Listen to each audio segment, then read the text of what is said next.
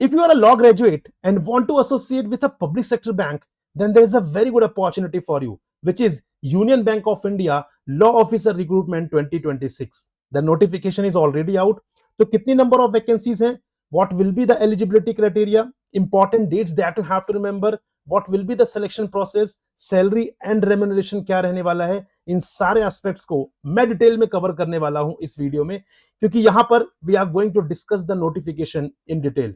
But start करने से पहले, if you haven't subscribed our YouTube channel yet, please do subscribe it, ताकि आपको ऐसी इंपॉर्टेंट एंड रेलेवेंट इंफॉर्मेशन लगातार ऑन टाइम मिलती रहे, उसमें कोई भी डिले ना हो.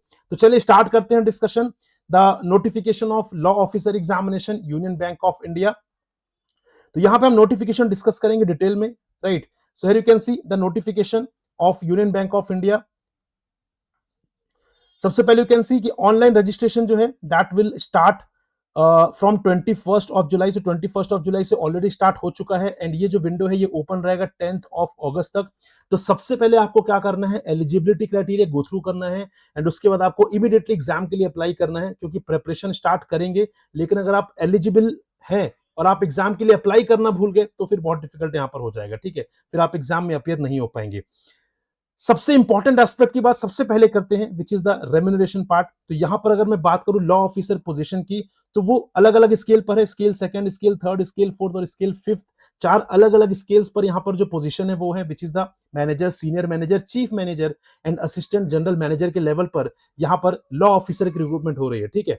तो यहां पर पे स्केल आप दे सकते हैं. बेसिक पे will be here this one for scale 2 officer, scale 3 के लिए दिस वन, स्केल 4 के लिए दिस वन एंड स्केल 5 के लिए दिस वन. यहां पे अगर मैं अप्रॉक्सिमेटली की बात करूं, so that will B 21 lakh per annum for scale 2 officer, that will B 25 lakh per annum for scale 3 officer, 30 lakh per annum for scale 4 officer and 38 lakh per annum for scale 5th officer. अब इन अलग अलग स्केल के officers में कितनी number of vacancies हैं वो अभी मैं डिस्कस करूंगा आपके साथ. But this is the remuneration and the salary and allowances part जो आपको ध्यान रखना है जब भी आप किसी भी एग्जाम के लिए, किसी भी पोजीशन के लिए यहां पर अप्लाई कर रहे हैं. तो ठीक है, मूविंग हेड आगे बढ़ते हैं. यहां पर देखते हैं कि एलिजिबिलिटी क्राइटेरिया क्या है और साथ साथ में यहां पर नंबर ऑफ वैकेंसीज की जो हम बात करते हैं वो कितनी है. तो लॉ ऑफिसर की रिक्रूटमेंट यहां पर आप देख सकते हैं, लॉ ऑफिसर, राइट.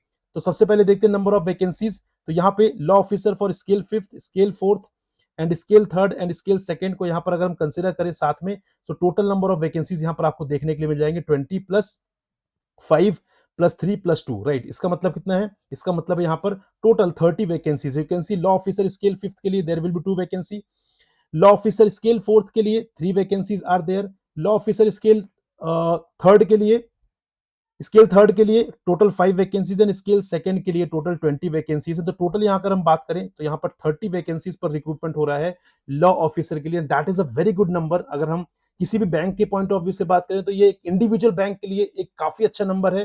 तो इसकी प्रिपरेशन करके आप बहुत अच्छे तरीके से इस एग्जाम को दे सकते हैं और यहाँ पर इस एग्जाम को क्वालिफाई करके लॉ ऑफिसर यहाँ पर बन सकते हैं. कवर करते हैं अदर एस्पेक्ट्स को. सबसे पहली बात की यहाँ पर important dates, schedule of events आपको याद रखना है. आई टोल्ड यू कि यहाँ पर जो विंडो है ऑनलाइन एप्लीकेशन का वो ऑलरेडी स्टार्ट हो चुका है 21st ऑफ जुलाई से, और ये ओपन रहेगा 10th ऑफ अगस्त तक रात में 11:59 PM तक. तो यहां पर मेक श्योर करिए कि जितना जल्दी आप इस एग्जाम के लिए अप्लाई कर सकते हैं करिए. लास्ट मिनट का वेट मत कीजिए, क्योंकि लास्ट मिनट में कई बार चीजें सही नहीं रहती. फॉर एग्जांपल वेबसाइट सही तरीके से काम नहीं कर सकती हैं. सो आई डोंट वांट कि आप अपॉर्चुनिटी लूज करें. सो यहाँ पे मेक श्योर कि एलिजिबल हैं तो do apply as soon as possible. Eligibility criteria की बात करते हैं गाइस. तो यहाँ पे यू नो कि दो इंपॉर्टेंट एस्पेक्ट होते हैं, एक तो age eligibility and second is educational qualification which includes the post qualification work experience as well. तो यहाँ पर अगर हम बात करें लॉ पोजीशन की, तो यहाँ पर you can see law officer के लिए स्केल 5th ऑफिसर की बात करते हैं. सबसे पहले स्केल 5th ऑफिसर के लिए जो मैक्सिमम एज है दैट विल बी 45 से ज्यादा नहीं होनी चाहिए. क्वालिफिकेशन की बात करें तो yes you must have a law degree. ये तो बेसिक ही अगर आप लॉ ऑफिसर के लिए अप्लाई कर रहे हैं तो 50% should be the minimum aggregate marks जो आपके होने चाहिए, ठीक है. साथ में यहां पर बात करते हैं कोई मैंडेटरी सर्टिफिकेशन की रिक्वायरमेंट नहीं है, लेकिन यहां पर आपको पोस्ट क्वालिफिकेशन एक्सपीरियंस की डेफिनेटली रिक्वायरमेंट है which is 15 years of post qualification experience in total आपको यहाँ पे 15 ईयर्स का पोस्ट क्वालिफिकेशन एक्सपीरियंस चाहिए as a practicing advocate or as a law officer in any of the scheduled commercial bank, PSUs, state or central government departments or entities out of which minimum 10 years का जो work है that should be as a law officer in any scheduled commercial bank, PSUs, state और central government department और entities. ठीक है, बात करते हैं स्केल फोर्थ ऑफिसर की। यहां पर maximum age is 40, bachelor degree in law. यहां पर कोई भी 50% वाला क्राइटेरिया नहीं जो हमने ऊपर देखा था, यहां पर सिर्फ आपके पास बैचलर्स डिग्री होनी चाहिए।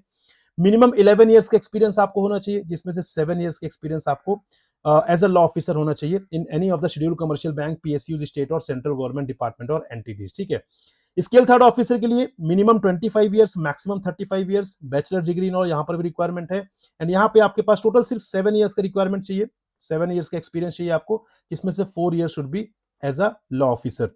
देन बात करते हैं स्केल 2 ऑफिसर के लिए, तो minimum 22, maximum 30, bachelor's degree in law. And I think most of the candidates यहां पर डेफिनेटली एलिजिबल होंगे, उनको सिर्फ और सिर्फ 3 ईयर्स का पोस्ट क्वालिफिकेशन एक्सपीरियंस चाहिए, जिसमें से यहाँ पर इट इज क्लियरली रिटन कि यहाँ पे अगर आप 3 ईयर्स का क्वालिफिकेशन एक्सपीरियंस है एज एन प्रैक्टिसिंग एडवोकेट और या फिर as a law officer scheduled commercial bank, PSUs, state central government departments, तो यहाँ पर आप पूरी तरीके से एलिजिबल हैं। ठीक है, तो ये अलग अलग स्केल के हिसाब से अलग अलग एलिजिबिलिटी क्राइटेरिया है, that is educational qualification, experience as well as the age eligibility.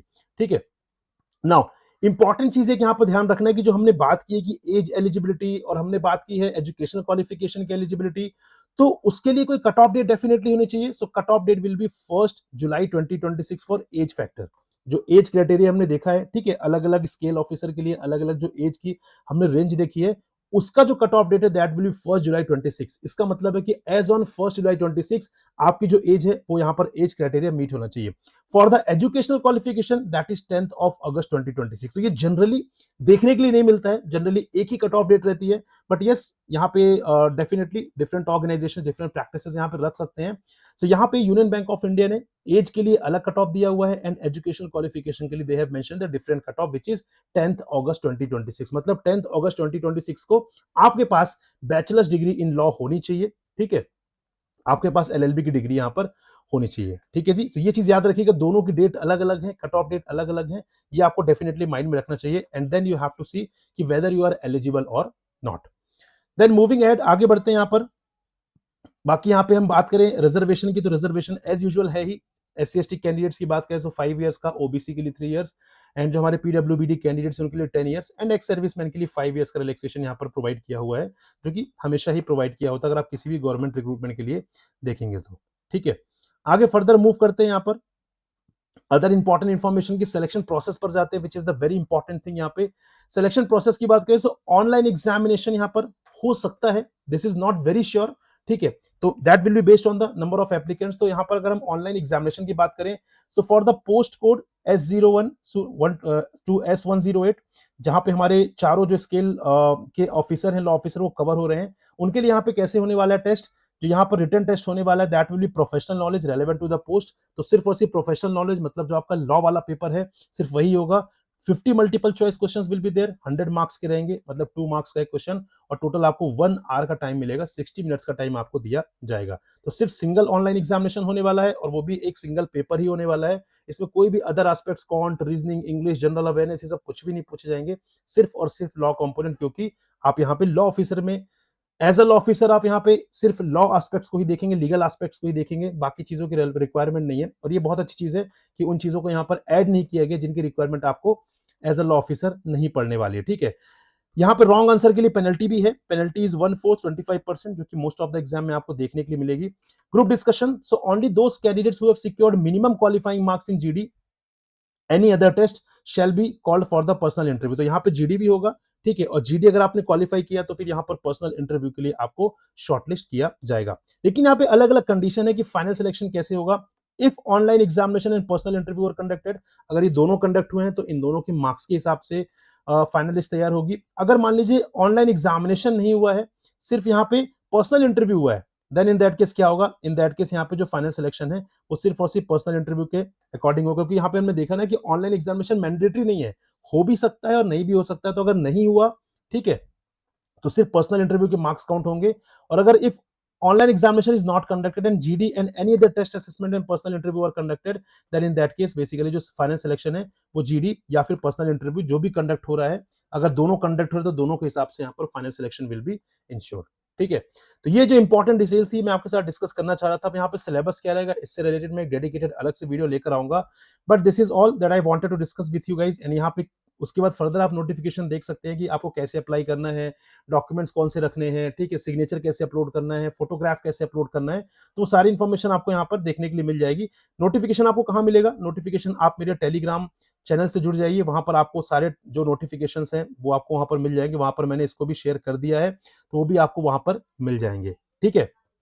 So this is all that I wanted to discuss with you. Again, very good opportunity if you have experience. अगर आपके पास थोड़ा बहुत experience है अलग अलग, खास करके scale 2 के लिए सिर्फ 3 इयर्स का एक्सपीरियंस रिक्वायर्ड है, तो आप वहां पर तो डेफिनेटली अप्लाई कर सकते हैं। So do apply it. अगर आप यहाँ पर एलिजिबल हैं तो उसके लिए अप्लाई करिए। और ऐसे बहुत सारी वैकेंसीज आ रही हैं, तो आपकी जो प्रिपरेशन है वो आपको डिफरेंट अदर एग्जामिनेशन में भी यहाँ पर हेल्प करने वाली है। ठीक है।